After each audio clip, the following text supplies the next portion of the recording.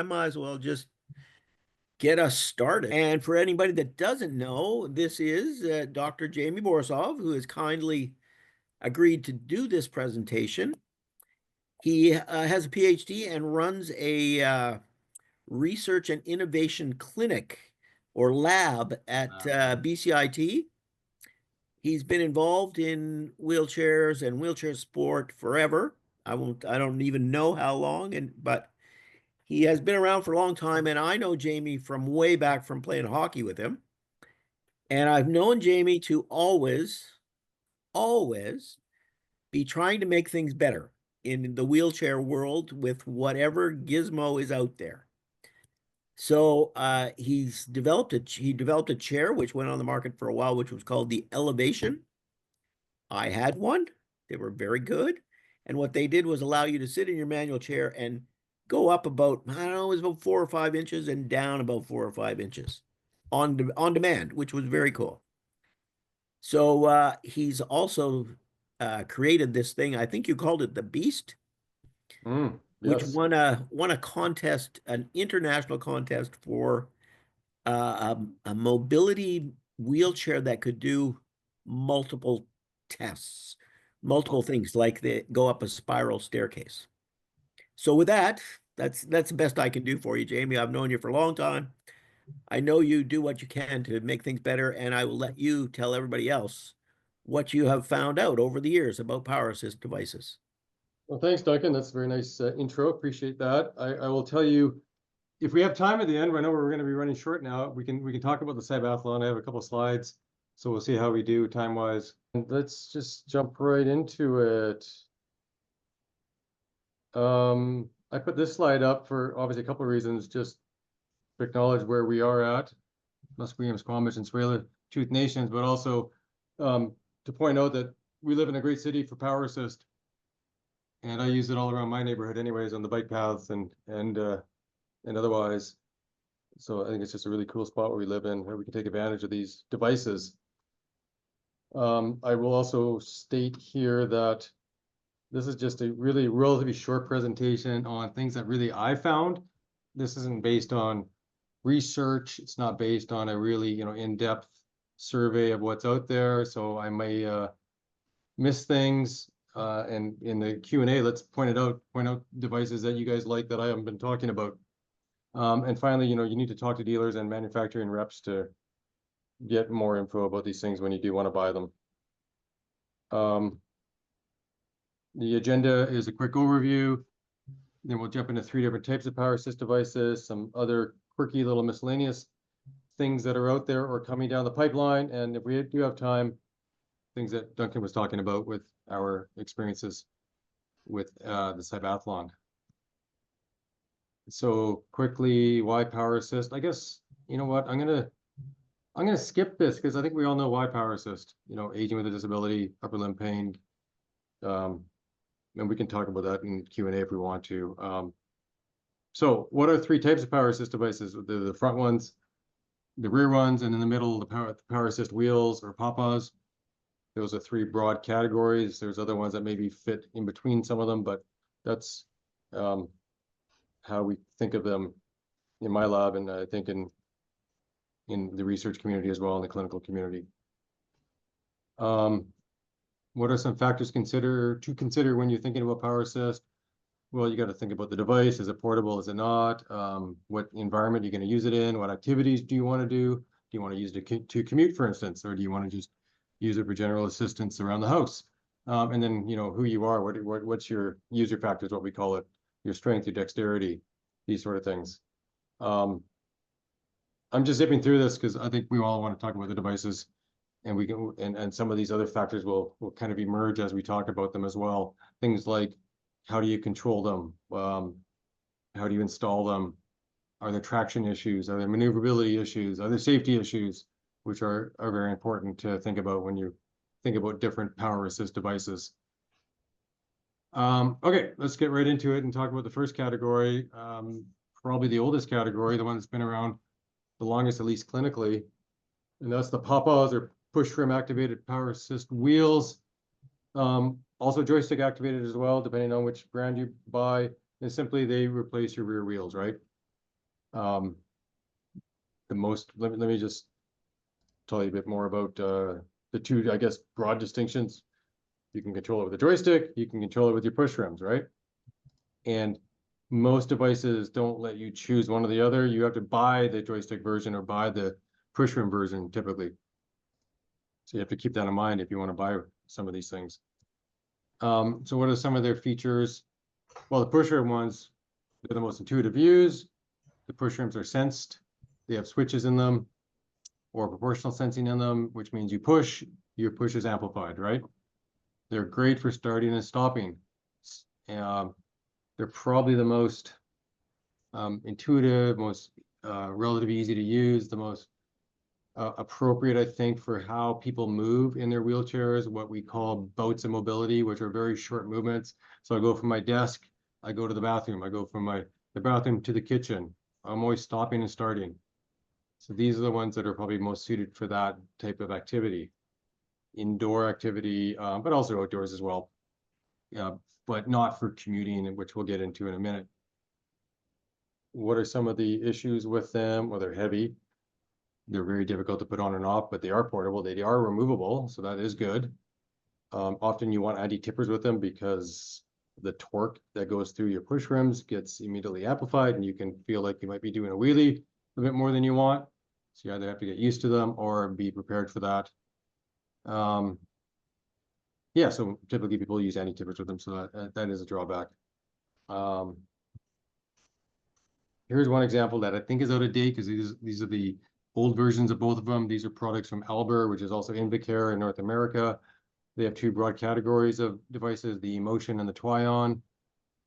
And how they describe it here, the Twion in the middle, they think of it for active users with better hand function, good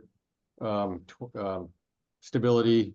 The Emotions are more of a broader group of users with limited hand function, often depending on again the user, and they're more programmable. They're a bit easier to use, I think. They're heavier. They don't go as fast. They have more torque though, so they're great for going up hills, especially for heavier users. Yeah, that's all I think I'm going to say about that. And another product on the market, in difficult to get here, is the Yamaha wheels, which probably have some of the most sophisticated technology in them. It has things like curb sensing. So if you're going on or down a sidewalk and you're slanted sideways, it'll actually help maintain your keeping straight, so you won't wander off. And so they're the only ones that actually have that type of technology embedded in them. Difficult to get here though. They're not fully on the market in Canada, so that's one of the downsides. Obviously, I do know people that do have them though.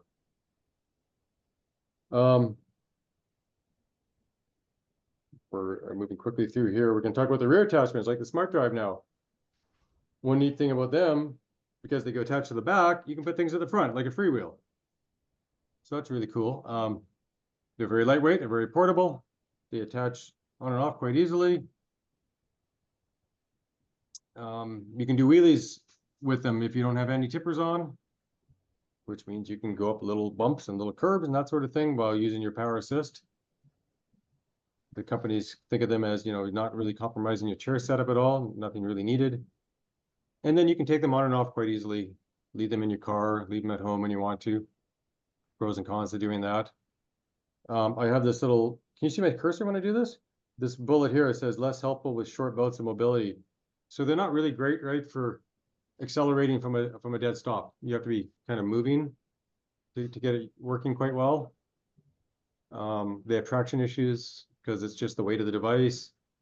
And they do have control issues as well. So I know some people find them hard to control. So keep that in mind. There's 3 products on the market at the moment that you can get in Canada. Smart Drive, the Smooth from Invacare, and then the Yomper, which is one that's, I think, more new to our area of the world. Comes from France, I believe, or Germany. I think it's from France. Yeah, thanks. Yeah. Starting to see them here now. I saw a couple recently at the Rehab Expo last month. Some of this info is out of date, so keep that in mind. These companies are updating them all the time. This is the Smart Drive. It weighs just under 6 kilograms. They say it can go up to 9 kilometers an hour. Very programmable. It has this Omni wheel on the back of it. I know you've all seen Smart Drives before, probably. And you can put it on many different chairs. So we're pretty popular, pretty common. I'm sure everyone's seen them before. This one's relatively newer, the Smooth from Invacare. It has more of a caster wheel at the back, so it actually turns just like your front casters. Similar kind of weight though, and speed and range. They're all kind of pretty similar now. It's controlled with this knob that attaches to your frame. I'm keeping this going pretty quickly if you don't mind, and we can go into in depth. I'll keep my slides up if we have questions, and we can circle back to any of these devices. So let's talk a little bit about the front attachments, which are emerging as very popular ones here locally as well, I think, because of how useful they are, as I mentioned at the beginning, with bike paths and sidewalks, and especially good weather. You can commute in these devices because they can go up to 30 kilometers an hour, even more, some of them. So they are fast, and you basically turn your wheelchair into a 3-wheel scooter. So they're fairly easy and quickly removable, detachable. They're fast, as I said. They lift your casters like the freewheel does as well, right? So your casters don't hit bumps and dig in, because that's a big problem with power assist devices, whether it's a Smart Drive or your power wheels. If you think of them as a power chair, you have to use your chair a bit differently than you do a power chair, because you have to be concerned about your front wheels digging in and hitting little bumps or little cracks. These devices, you don't have to consider that at all, right? You can go much faster. They can be very heavy though, so it's hard to put in your car. They're obviously very difficult to use inside, most of them, because they're so big and long. They have significant traction issues, and I'll show you a video in a minute about that. And they can be very tippy sideways when cornering. And I think we've all probably known people who have tipped them over in different situations. The only time I've tipped mine over was when I was playing Frisbee with one of my kids. The Frisbee went one way and I went the other way, and I tried to adjust really quickly, and over I went. I threw this slide in as just one company. This is the Botec one, that company that has a bunch of different versions, different size wheels, different size batteries, different size motors, and different speeds from 15 to 30 kilometers an hour. All of them have lots of range. Over 20 kilometers of range, up to 50 for some of them if they have a big enough battery. And you can see the different weights there at the very bottom, from 11 kilos to 16 kilos. So that's not even including the batteries, so keep that in mind. So pretty heavy to get in your car on your own. They come with a different types of attachment methods. Some of them go between your legs in the middle with brackets that are attached to your frame. There's 2 examples there from the Klaxon, and then the Botec with the center mounts on the left. And then the other style is mounting to outside your legs onto your wheelchair frame. Some of them have brackets that you do install on your chair, so keep that in mind. But this one from ReoSense, which is fairly new to the Canadian market, it doesn't require any brackets at all. It just grabs your frame. So it's probably the only device out there that doesn't require any brackets on your chair from the front ends. And if you know other ones, well, I know about another one too, and that's the one from China, the L-Smart on the bottom left. And so here's a few of the companies. Here's that ReoSense one I was just talking about in the middle. On the left is Botec, which everyone knows Botec, I think, that they've been in the market for almost the longest in Canada.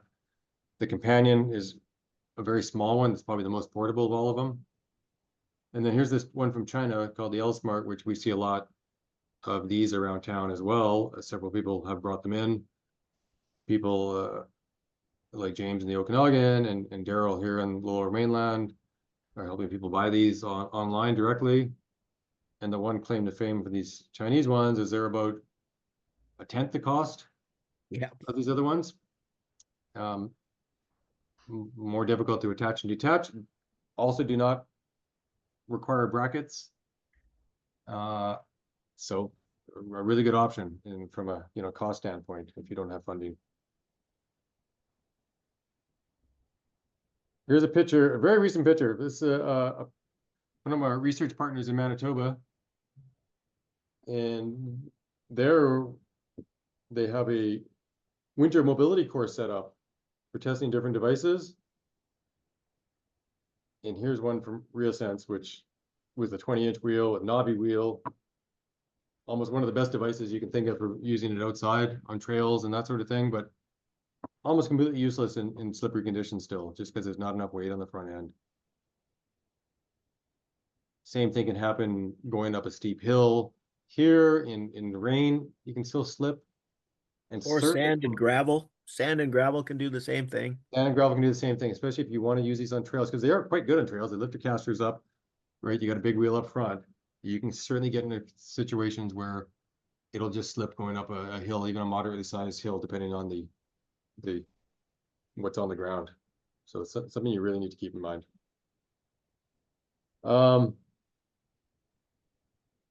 Here is a way around that. A product that is not widely available in Canada, available in Europe, but Dino in the Okanagan is now bringing this in through Active Mobility. So you might want to check it out. It comes from Tri-Ride, all-wheel drive. So you replace your rear wheels with a couple hub motors. This pretty much solves all your traction issues because now you have all your weight over your rear wheels and you have all-wheel drive. And I will show you in a minute something we've been playing around with in my lab. I've been using a similar system, but custom built, that it just works. It's fantastic. And so it was really cool to see now that there's a product now kind of available, and I think we'll see it more widely available soon. And different I know other manufacturers are also bringing out similar versions. So something to look at in the future. It's really what you need for real off-road mobility, because you need that rear wheel drive, just like a car. If you think of an all-wheel drive car compared to a front-wheel drive car going up a slippery, snowy hill.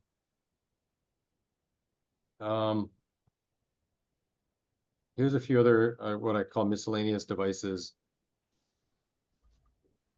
These are three devices that use your wheelchair frame, your manual wheelchair frame, but give you a power base underneath it. The one in the middle is called the Freedom Tracks.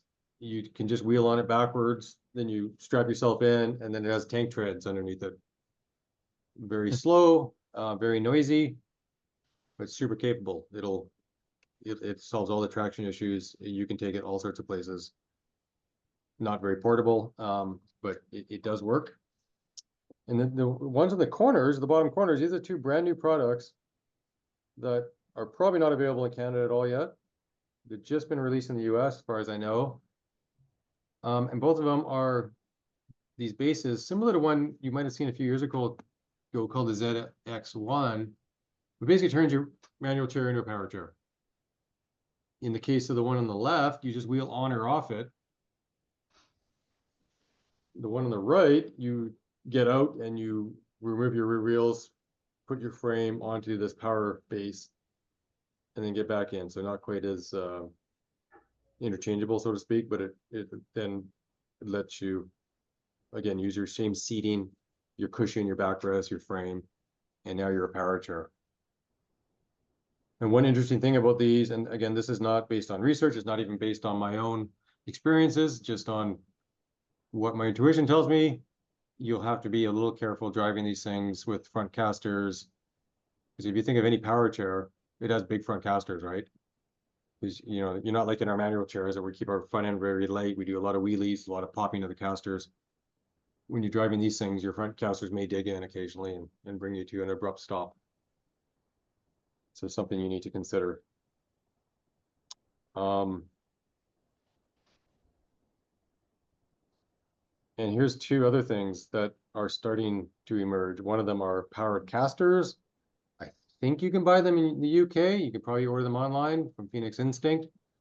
I've heard of people, I know of someone who's seen them. I have not seen them myself. I do not know how well they work. I don't know how well they work. But some of us have seen the one on the right around town now. It's called Game Changer, but that's the company. It is basically a power assist device in your camber bar. There's a couple people trying it right now. You cannot buy it yet. I think you'll be able to buy it very soon. It's very interesting, very exciting, I think. Again, going back to that, this slide here about, the benefits of having rear wheel drive, right? Well, this Game Changer might provide some of that at the expense of, again, having this power assist system on your chair most of the time. But you can also pair it with a freewheel, or you could pair it with a front end too. They don't talk about that, but I think it's something that will emerge, just like the smart drive.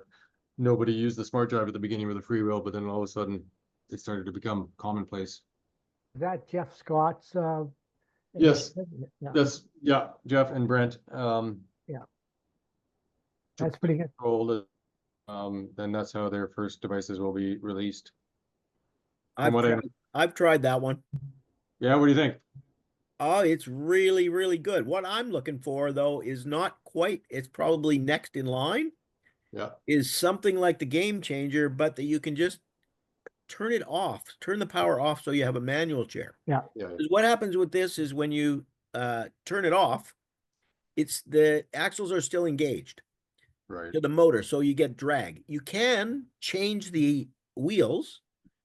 And I think what they're doing is putting 2 axle bars on there so that you can have a manual chair at the same time. Yeah, I've seen that as well. And so what they have this one set up pretty far back, because you think about being tippy and having torque in your wheels. And so you would be able to set it up with a dual camber bar. You put the power wheels at the back and then your regular wheels in front of them when you want to use them. Yeah, I think that's what they're going with. Yeah, that'll hopefully emerge as kind of a standard setup for people. And I've seen the Phoenix too. I've seen a video of the Phoenix. Yeah, And I've told people about the Phoenix, and the first question I get, Jaimie, is what about when they hit a bump, or what about a curb? everything I said earlier, right, about these devices that don't deal with the casters like a freewheel does, it's going to be an issue. Now, the video actually does deal with that a little bit with these front caster ones, but I don't know how legit that is. It says that because they're providing the power and turning, Yeah, that when they hit a bump, they actually pull you up the bump rather than stop. Yeah, I do believe that, and that's how like 4x4s can work, right, and get over some obstacles. And I can tell you from a little bit of our experience, because it looks like all the time we talk about the Cybathlon, designing that device that climbed upstairs. Yes, having a front wheel that does provide traction, device that has power, does let you climb things, right? So that is interesting. Yeah, Might be I've heard they're for sale, but they're like, I think I heard over $10,000 for one. What? I heard that. Oh, okay. I guess it's not too surprising in our. Well, I don't, and that's just I heard it. That's not looking up the price. Maybe that with the exchange rate, because it comes from the UK. Yeah. Well, right. I actually emailed them, Phoenix, about their chairs, wondering the price, and they said it was about 10,000 pounds. So, Oh my convert God. that to US or Canadian dollars. I think that must have been for their whole chair, though, right? Is that for their whole chair? Yes, that's for the whole chair. Yeah, the chair. There's carbon. They pair it with a carbon fiber chair, and yeah. And all the mobility devices are embedded in the frame. Right. The batteries and controller and everything. Yeah. Yeah. Cool. Interesting enough too. That's what Jeff and Brent are doing with the Game Changers at the beginning. They're selling it with a frame. Yes, I think they are. Their plan is to offer it for anyone, I think, and with brackets and adapters for other frames. And I think one of the unique things about that is they're using power drill batteries. They are. Yes, that is a cool, unique feature, right? Yeah. They're so much lighter and smaller, and you can just switch them in and out. Yeah, and I know Brent was, mentioning that, if you find yourself in some part of the world where your battery gets stolen or it runs out of power or whatever, it breaks, you can go probably to the hardware store and find a compatible version. Yeah. Kind of cool. Yeah. So All right. those are very cool. You know what? The rest of the talk, I just had a few slides about stuff we're doing in the lab, but why don't we just keep Q&A going about these power assist devices, and we can have a few minutes at the end. We can talk about things we're playing with in my lab. Tyler, I'd love you to just explain to Jaimie the thing that you guys bought in Kamloops. Right. We've purchased a bunch of the L-Smart 350 watt, 500 watt front drives. I've had 4 of them now. I've probably got 3,500 kilometers on these things. But L-Smart just came out with a fat tire front drive unit. It's their A8, and it's got a big 16-inch, 4-inch wide fat tire. And for me, I'm hoping to spend winters in Mexico. And most of the roads in town are paved, but to get to the casitas, you got to go down, sand roads. So I'm going to put 3-inch fat tires on my chair, and then the 3-inch, 4-inch fat tire front drive, and the little L-Smart 350 watt motor with this little 12-inch tire. It's okay on these roads, but it's a bit of work. Every now and then you got to grab a wheel and help it along. So hopefully the front drive with the fat tire helps it float a little better. And they're 1,000 watts, 42 amp or 42 volt battery, 20 amp hour battery. They'll do 40 plus kilometers an hour. They're attaching like a Baytech with that connection bar that's under the seat. So they're a lot more stable than the frame clamps. But the brand, so. You have it already, Tyler, or are you getting it? No, I've got it already. I put about 30 kilometers on the thing just over the weekend. And what would that cost, Tyler? Well, the L-Smart 350, 500 watt motors, you can get those guys shipped to your door. They're under $1,000. This fat tire guy, I think is about 19 something right now with our dollar. $1,900. I don't have coverage, so that kind of money is something I can, I could put into a toy. That's a fun toy. Marnie's got her hand up. I think she wants to say something. Go ahead. It's not so much a question as maybe a challenge for SCI BC. These things are all over the place and they're great, but there's no one that I know of in the Lower Mainland that can repair it. And the problem is they do break down and then you can't get it fixed. And this becomes a really important piece of your life and people come to rely on it. And then when you try and get it repaired somewhere, it's impossible. You're talking specifically about the L-Smart, right? Because the other ones. No, I'm talking about the Baytech right now, but whatever model it is, it doesn't matter. These wheelchair companies don't have the capacity to repair them quickly and properly. As far as my experience has been, maybe others have had better experiences. Well, that's too bad. I would have assumed that when you buy a Botec, the ReaSense, the companion through a dealership, that they're going to be able to service them to a certain extent. Obviously, when you buy the L-Smart through Facebook or online, you're kind of buyer beware. You're on your own, right? Yeah. So that's too bad. Did you try a bike shop? I went to Canadian Tire actually at the end of the day, and the guy there fixed it for me. He was awesome. Yeah. Okay. I know in the earlier days when I used to travel a lot, I would get problems in places and the best place to go was a bike shop. And they would fix everything. But I wasn't talking power mobility then. I was just in a manual chair and they would fix anything. But I'm not sure about this. I haven't heard that problem, but I have heard that one of the issues is that these things go so fast and go so far that the actual manual chairs are starting to fall apart because they're not built to go that far, that fast, or hit that many bumps when they're going that fast. And I don't know if that's true or not, but I've heard that. One of my neighbors told me, and Jaimie, maybe you've seen them, they're these hubs where the spokes have a little bit of kind of give, almost like, not shocks, but they just the way the hubs are set up, they have some give in them. Have you seen those? Yeah, I will. I'm going to share my screen. I'll share my browser here in a second. I'll pull up a few things as we talk about this. Okay. Because you're talking about, there's two different styles of them, but the one that immediately comes to mind are the loop wheels. Yeah, that's the ones he showed me. He loves them. Do we see my browse that? Yeah. No? Yeah, so Reg, if people know Reg McClellan, the 49 Bespoke, he does stock these. Actually, you can buy them in Canada from him. You can buy them through your dealer. Here's probably the most newest version of them. And what do they do? Those weren't the ones I was thinking of. You were thinking of these ones probably. It's Or just there's a hub that actually still has spokes. I'll show it to you. See if I can find it. Now, does anybody know these wheels? these ones. Are they super expensive? Yes. And do you know if anybody covers them? I guess you probably don't. Somebody. These, what you're talking about, Marty? These things called soft wheels? No. These No? They're are different. called, Okay, cool. I think these are made by Spinergy. They're called XSLX.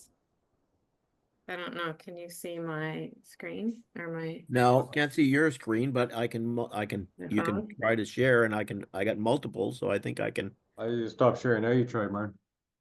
No, it's on my phone. No. I'll send it to you, Jaimie, and you can look at it.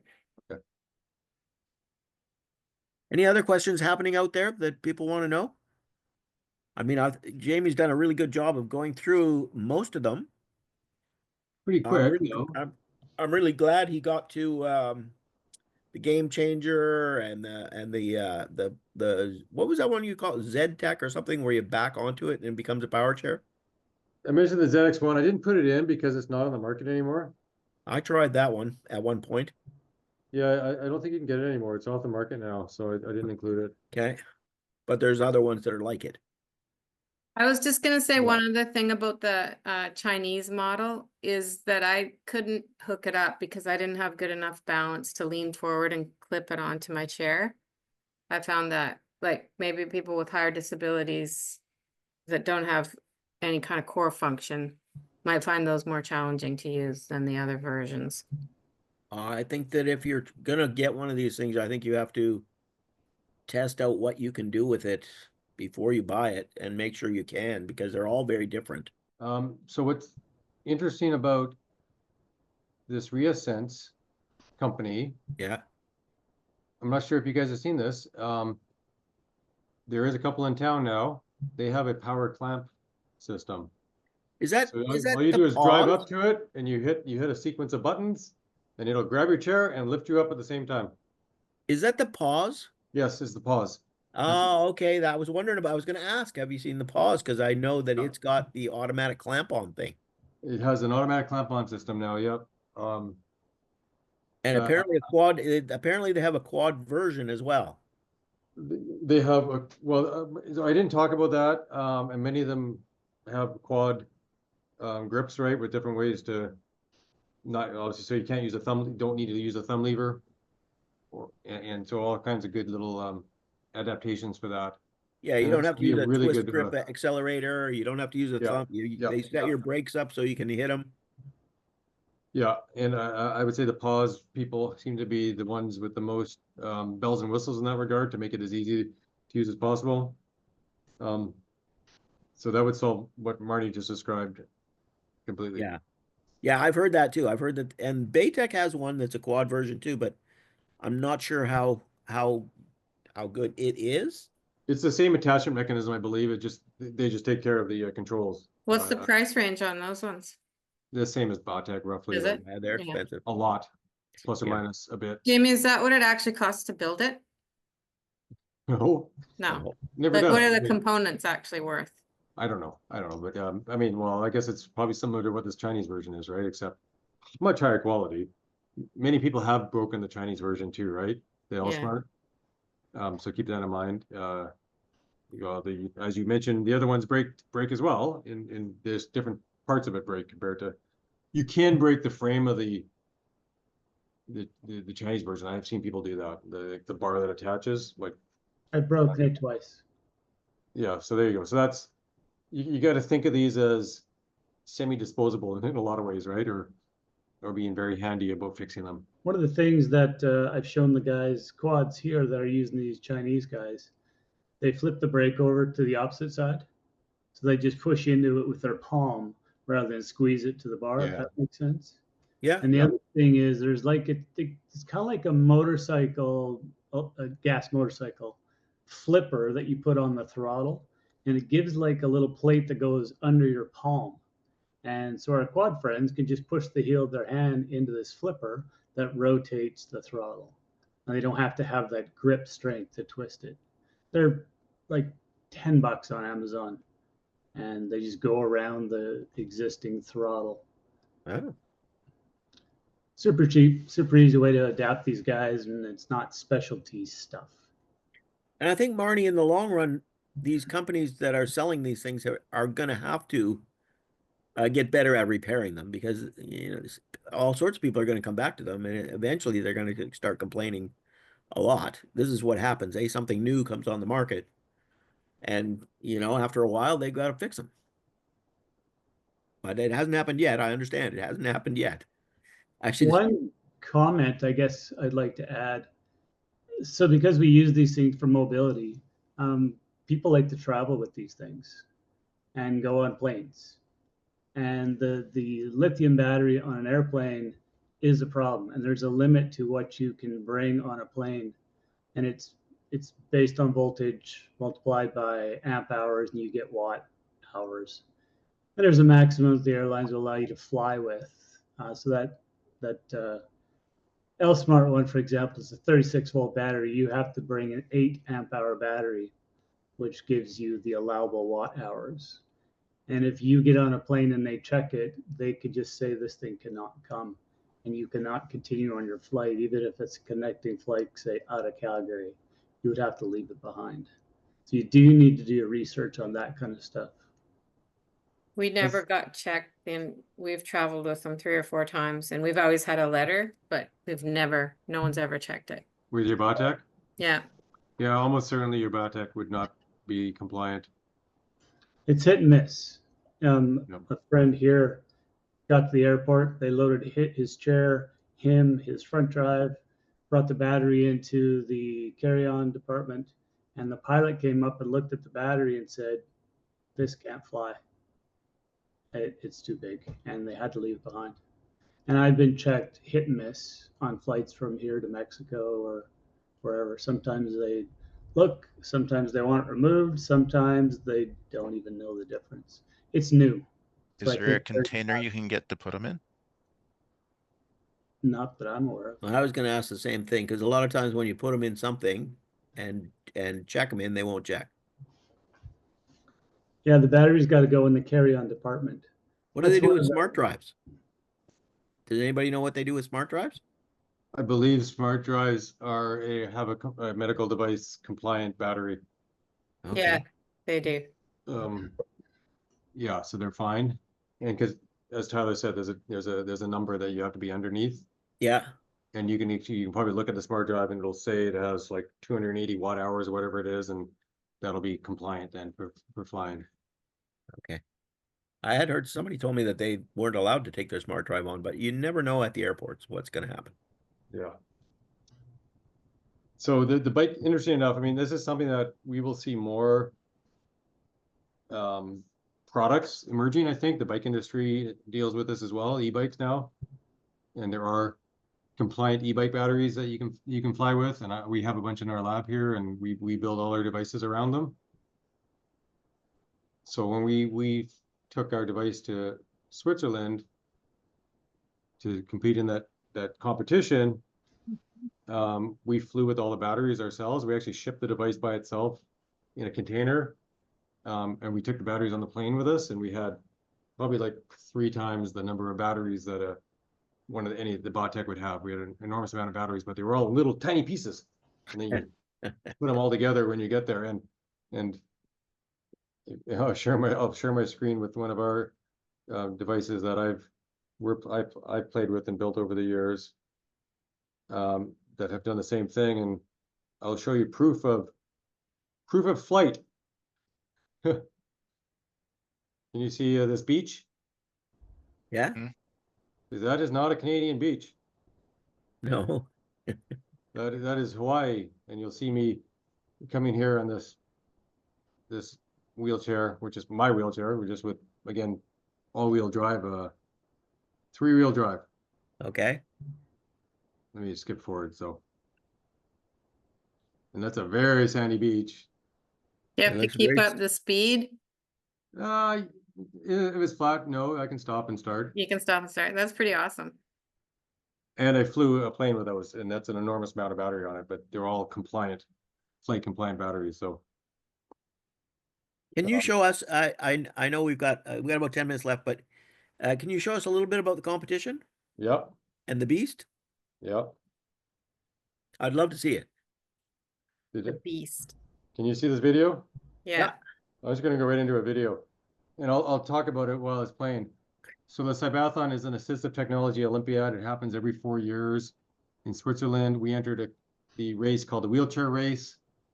This is the final run of it, and there's a bunch of different tasks that you had to pass. Yeah. This is one of the maneuverability tasks, and also getting under a desk, right? Yeah.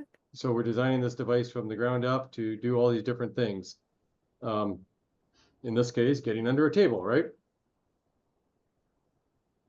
And so that's the first task, and then the judge will at some point give me the green flag for that because I just passed it. This is quite cool, Jaimie. I expected this thing to be much bigger. You watch, it gets bigger. That's the This is the kind of cool claim to part where fame. the feet come up. Yeah. What the hell? Now look how big it's getting. Yeah. Still not what I expected. Now it's going to climb a staircase.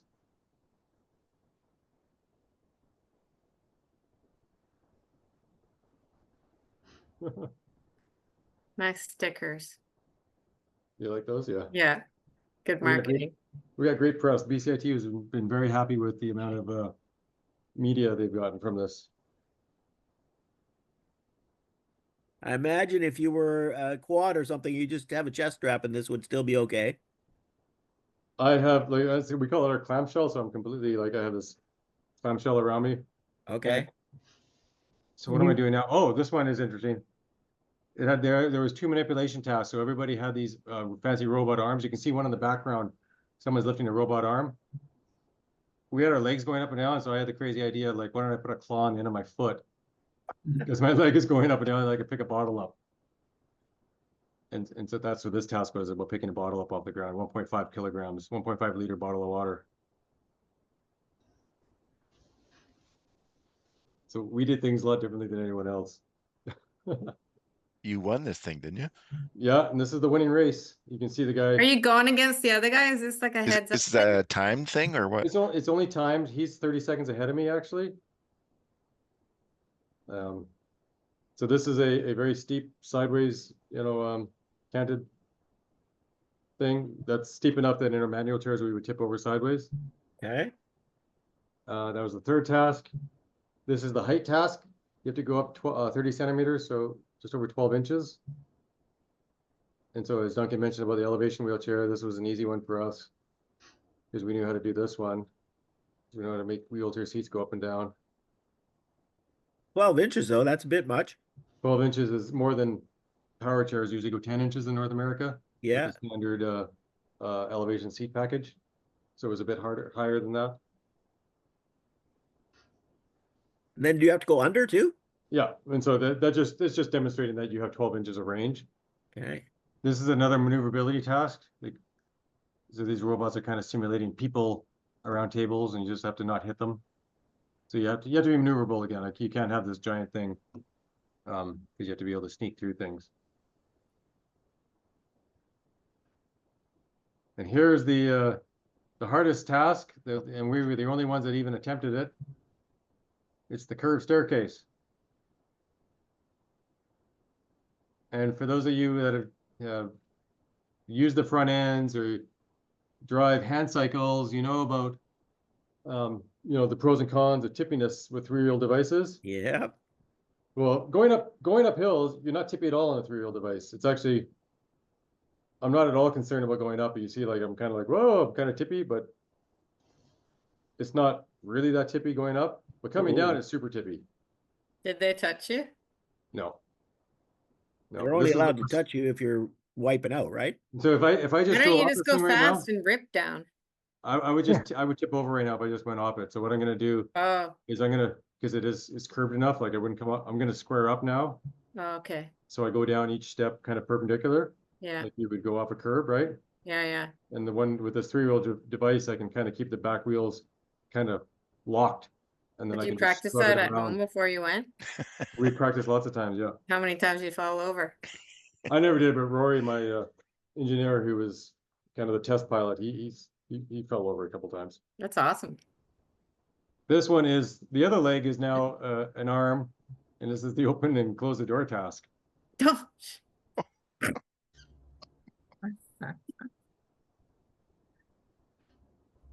Oh, with a round doorknob. A round doorknob on one side and a lever on the other side. And do you guys ever use your front end with opening doors? You can just get it open a crack, and then Yeah, Tyler, yeah. you're shaking your head. You're nodding, right?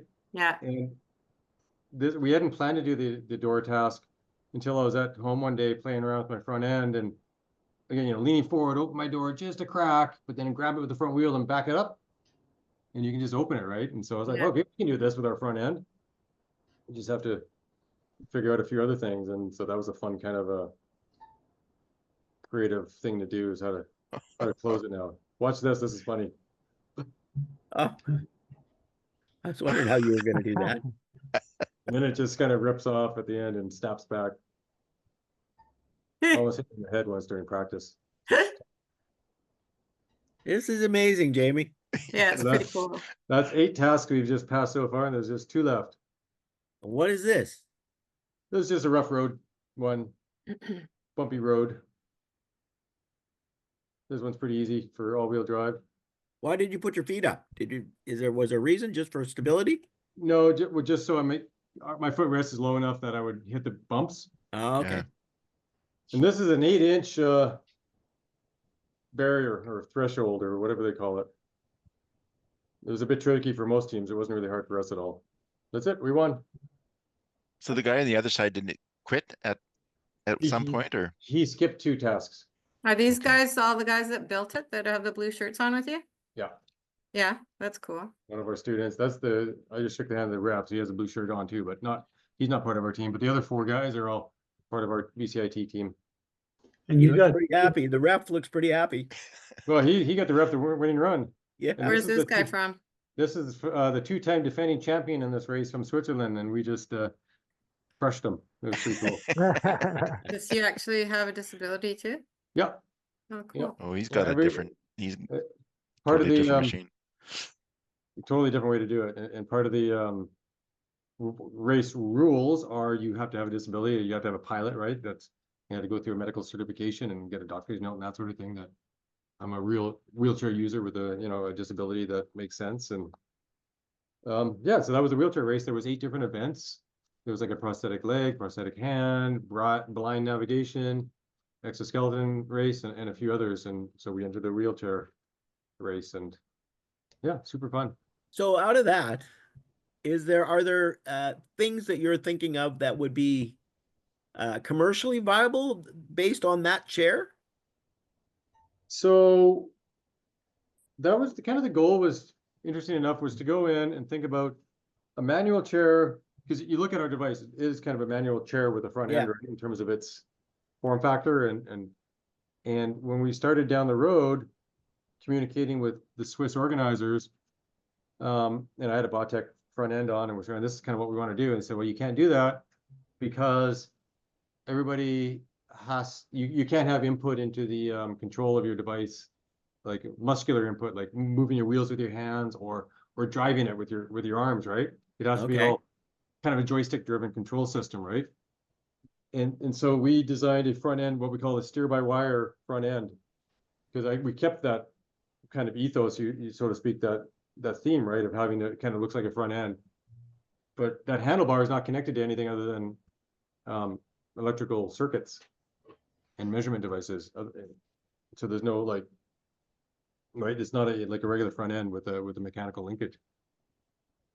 So now with Pause having this power clamp system, maybe they'd want a power printing system too, right? That's one thing that comes to mind, Duncan, that that you could map to a joystick if you wanted to, or some other thing, other type of control paradigm, right? Controller. Yeah. That's Oh, one. very cool. Mhm. Very, very cool. Then otherwise, the big thing to me, and I showed you that little video of that 3-wheel drive device and what we've done on the beach, right? Those things are coming. Again, they're here in Europe. You can kind of get them here eventually. That's for sure coming down the road. And then otherwise, yeah, maybe it's one of the big things, right, which you guys will know that have used power front ends, regardless if you have a 12-inch wheel or 20-inch wheel, you get over a bump, you're going to run into your foot plate or your casters, right? And so you saw our device, the Cybathlon device, getting the feet up out of the way, right? Yeah. I can see some innovation there in manual chairs and having one kind of purpose built for a front end that lets you do that. They'll let you get your feet out of the way so you have clearance now to get over bumps and get Yeah. over roots and rocks and stuff. Because you can't do a wheelie once you have your front end on, so you're kind of stuck, right? It's easy to get that front end over something and get stuck. Yeah.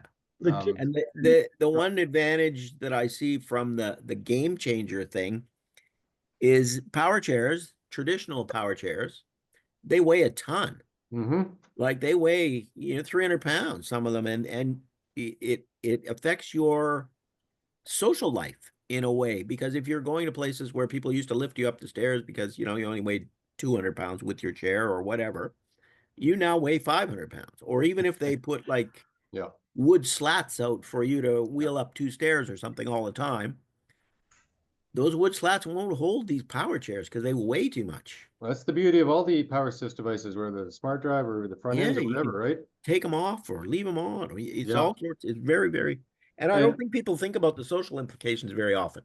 And I think we are in it just, really at the beginning of hybrid devices. There's so much aging with the disability. There's such a large group of us now, Yeah. that we're going to see more and more devices like, that are coming. Well, I tell people when I talk to people a lot, I tell them, I've had a disability since I was 17 years old, and I think I've lived through the technological development has been astounding in those years, Yeah. and it's just going to continue. And now it's going to get into electronic technology and mobility technology. Wait, because I can remember when E&J chair was the only chair that was out there. And now, you got 15 chairs you got to choose from when you start. It's amazing. And chairs now weigh, like, you can get a chair that I think only weighs 8.5 pounds with its wheels on. It's craziness. It's not craziness. I mean, it's fantastic, but it's going to continue. I think it's 100%. going faster now too. So you just have tweaked my brain to show you something else that's in the lab. So here's where I think mobility is going. Is this something we just bought? Okay. This is a robot dog with Oh, legs. the robots. This is the most capable mobility device that exists now, I think. Here's another example. You can just drive this thing at a staircase and it's going to climb it. You can stop, you can go up backwards. You can go up backwards? Holy. And you can just put a wheelchair seat on top of that. One day you'll be able to put a wheelchair seat on top of that, right? Here's another crazy thing. I brought it home. Watch this. Oh my goodness.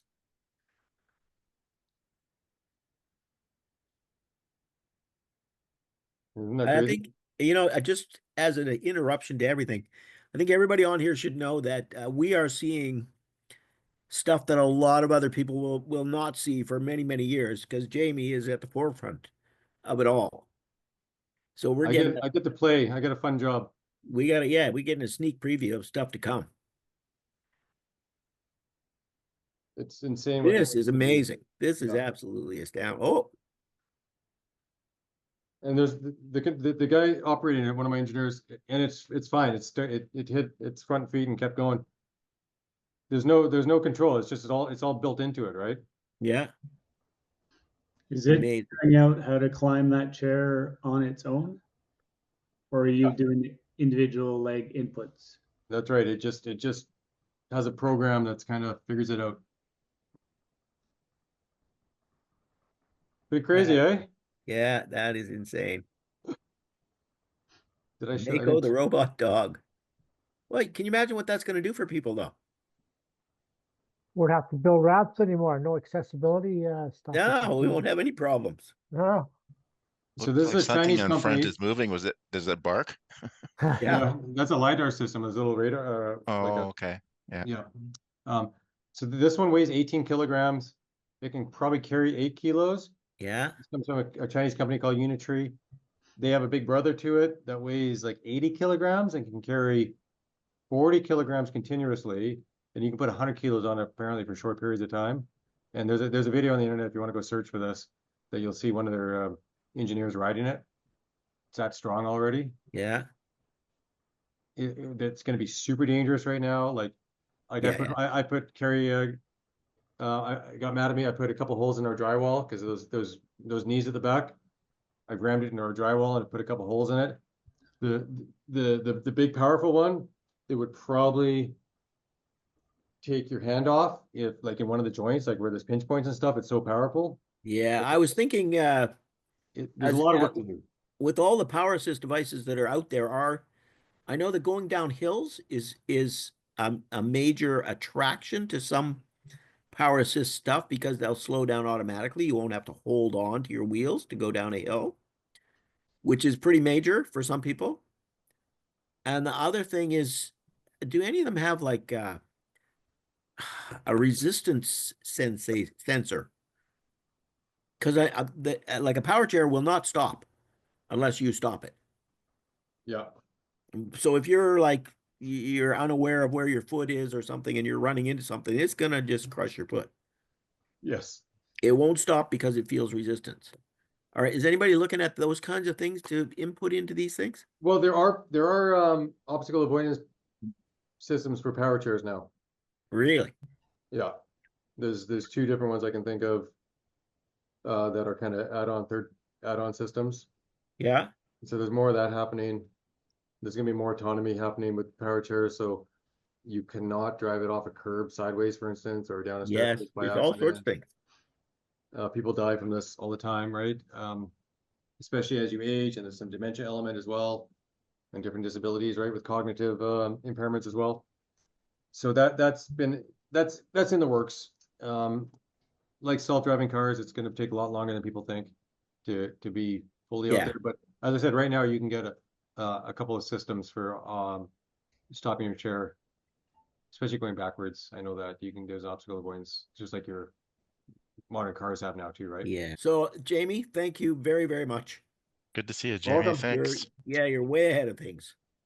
Thanks very much. That was informative. Great overview. Yeah. You're Watch, welcome. Jamie. Fun Okay. group. Thanks, guys. Okay. All right, thanks, Jaimie. Bye. Thanks, everybody.